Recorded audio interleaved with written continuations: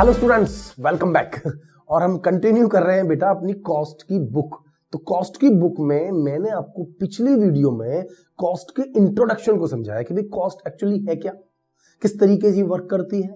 और आज मैं अपनी वीडियो में आपके लिए लेकर आ रहा हूं डिफरेंट कॉस्टिंग मेथड, है ना, मेथड ऑफ कॉस्ट अकाउंटिंग, यानी किस किस तरीके से कॉस्ट को रिकॉर्ड किया जाता है। और दूसरी हेडिंग में लेकर आ रहा हूं आपके लिए टेक्निक्स, यानी किस किस तरीके से कॉस्ट को कैलकुलेट किया जाएगा। तो दोनों को वर्किंग हम करेंगे। अब हम देखते हैं कि सबसे पहले कि हमारे पास कौन कौन से मेथड हैं जिसके अंदर हम इस वर्क को कर रहे हैं। तो कॉस्ट अकाउंटिंग के लिए हमारे पास मेथड है सबसे पहले जॉब और कॉन्ट्रैक्ट कॉस्टिंग।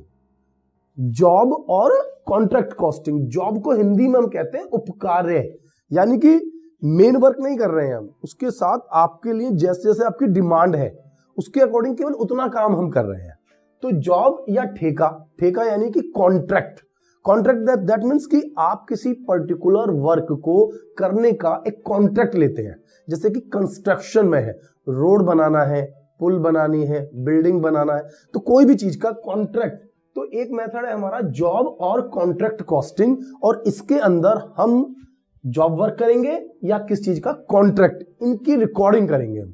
तो इसकी रिकॉर्डिंग में नॉर्मली क्या क्या चीज यूज होती है, पहले आपको माइंड में ये बात आनी चाहिए कि भाई इसके अंदर कौन सी चीजों का इस्तेमाल है। जैसे मैंने कॉन्ट्रैक्ट में आपको बताया, कॉन्ट्रैक्ट में क्या, रोड है ना, बिल्डिंग बना रहे हैं आप, डैम बना रहे हैं, ओवर ब्रिज बना रहे हैं। इसी तरह से जॉब वर्क में जैसे प्रिंटिंग प्रेस है, गैराज है, मूवीज है, उसमें जो देखा ना डिफरेंट जो काम हमें मिले, जॉब वर्क मिला है, उसको पूरा कर रहे हैं।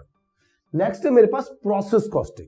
जब कोई गुड्स हम डिफरेंट प्रोसेस में कैलकुलेट करते हैं, यानी एक बार में वो गुड्स तैयार नहीं हो रहा है और मुझे उसके हर प्रोसेस की कॉस्ट अलग अलग चाहिए। जैसे सपोज कीजिए आप कोई गुड्स, जैसे हम बना रहे हैं, कोई गुड्स का प्रोडक्शन चल रहा है। अब वो गुड्स एक तो कंप्लीशन स्टेज में सेल होता है और एक वो डिफरेंट पार्ट में भी सेल हो सकता है।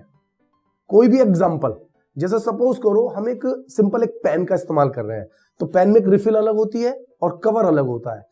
तो जरूरी नहीं है कि मैं रिफिल भी बनाऊं और कवर भी बनाऊं, हो सकता है मैं केवल कवर बनाता हूं और रिफिल कहीं और से लेता हूं। तो एक प्रोसेस मैं कहीं और से यूज कर लेता हूं और एक प्रोसेस मैं खुद बना लेता हूं।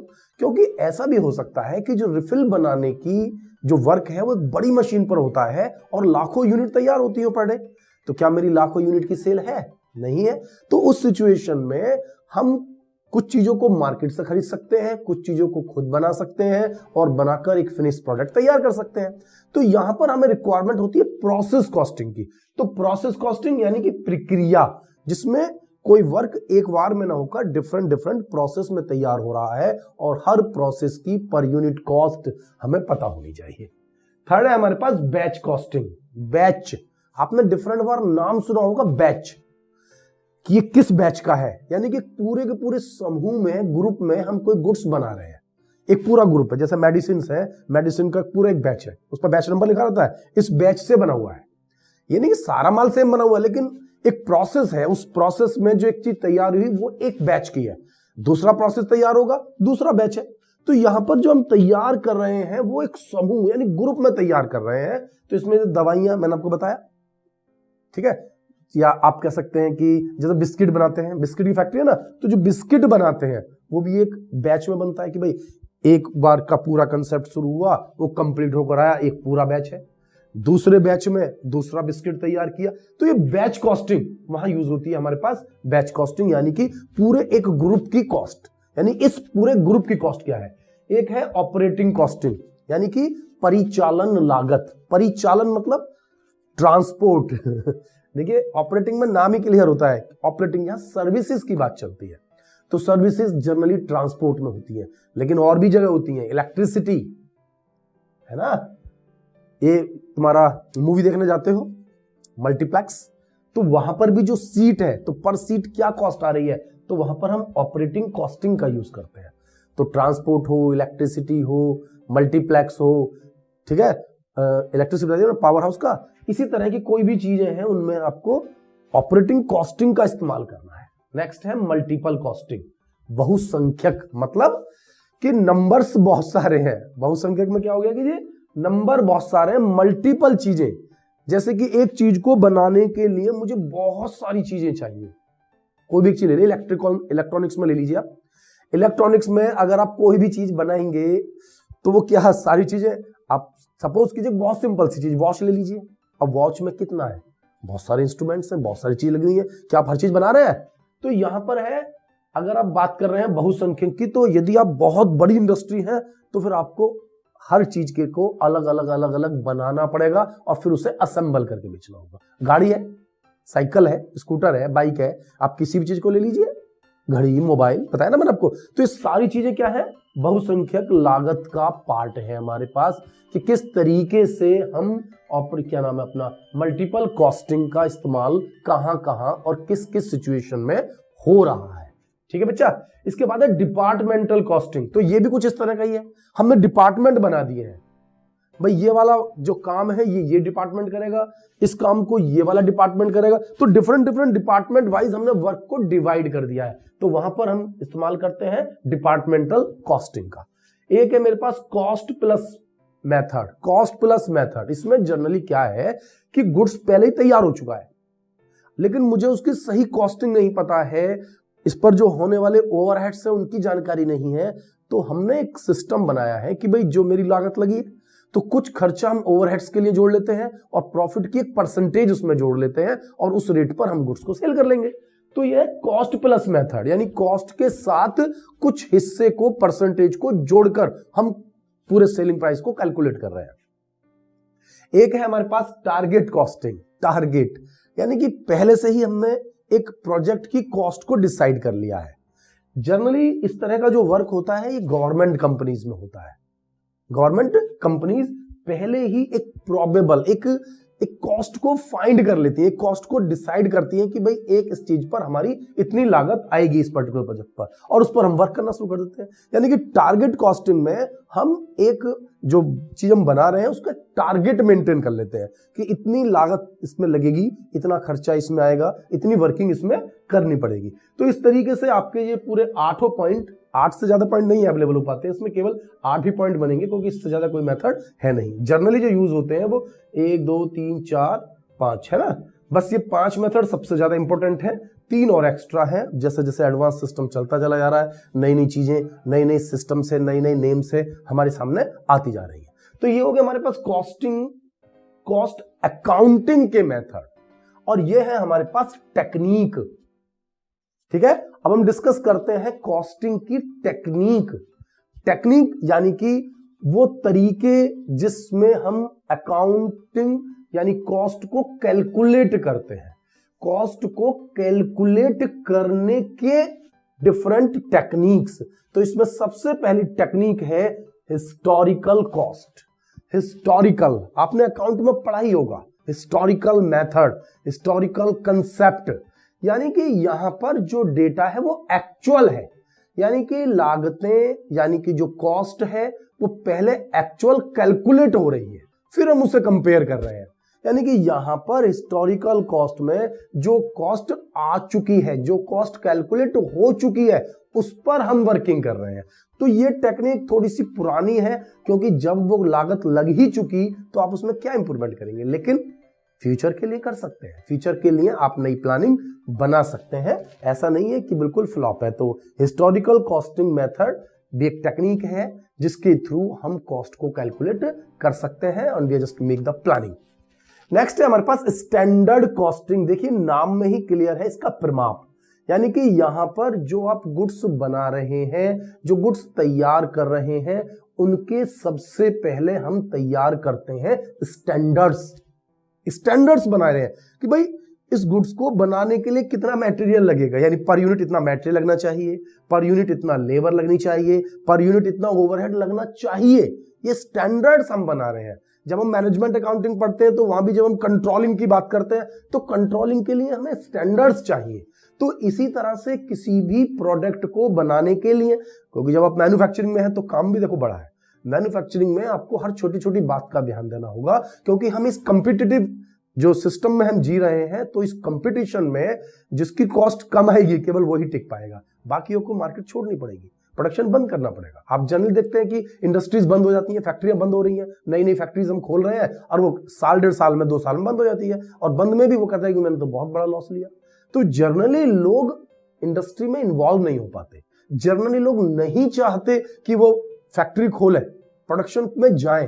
जनरली देखो पेरेंट्स अलाउड नहीं करते, वो कहते हैं कि भाई जो थोड़ा बहुत पैसा हमने सेव किया है वो तुम्हारा नुकसान हो जाएगा।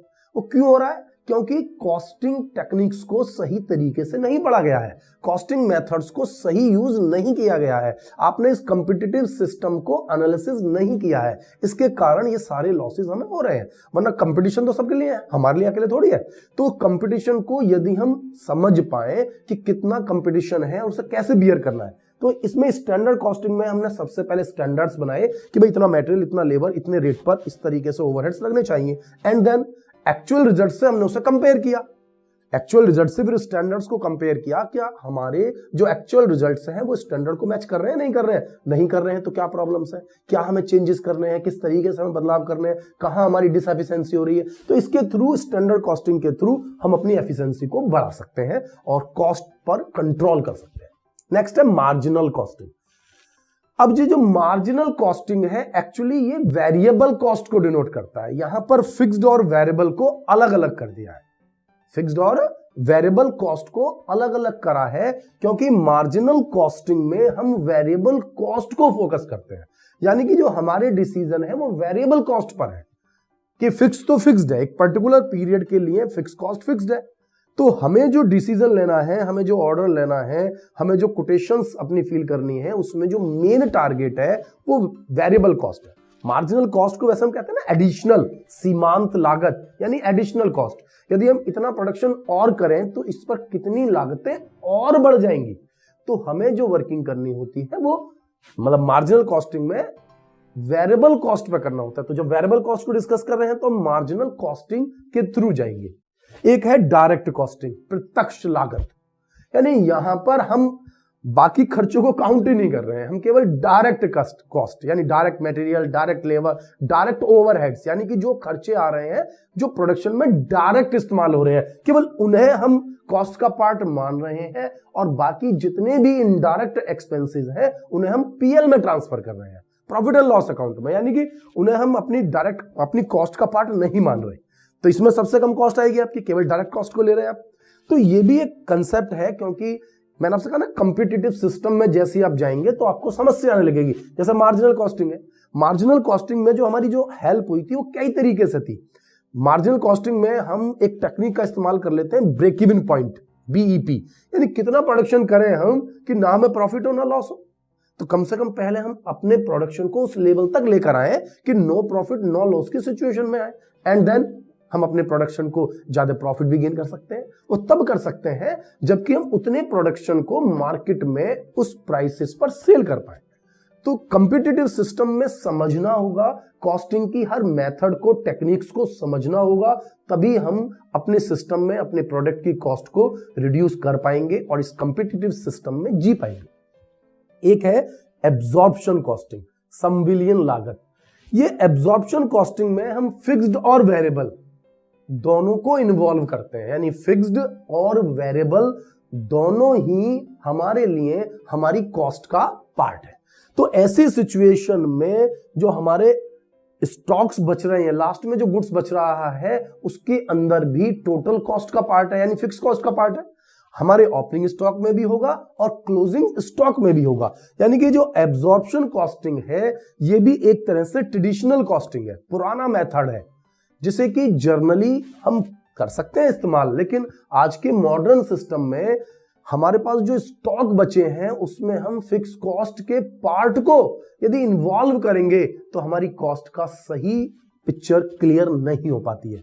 एक है यूनिफॉर्म कॉस्टिंग, ये कोई अलग से नहीं है, ये कोई अलग से टेक्निक नहीं है। कई बार ऐसा क्या होता है कि एक पर्टिकुलर इंडस्ट्री में, जैसे सपोज करो एक सीमेंट इंडस्ट्री है, तो सीमेंट इंडस्ट्री में सभी कंपनियां इसी तरीके से इस टेक्निक का इस्तेमाल करेंगी, इसी तरह से अपने अकाउंट्स को बनाएंगी, तो उसे हम कहते हैं यूनिफॉर्म। यानी कि एक पूरी इंडस्ट्री में एक ही तरह का, पूरी इंडस्ट्री में केवल एक ही तरह के मेथड का इस्तेमाल हो रहा है, तो हम इसे कहते हैं यूनिफॉर्म कॉस्टिंग। तो अलग से कोई टेक्निक नहीं है, जैसा सब यूज कर रहे हैं वैसा ही हम भी यूज कर रहे हैं, तो इसलिए हम कहते हैं इसको यूनिफॉर्म कॉस्टिंग।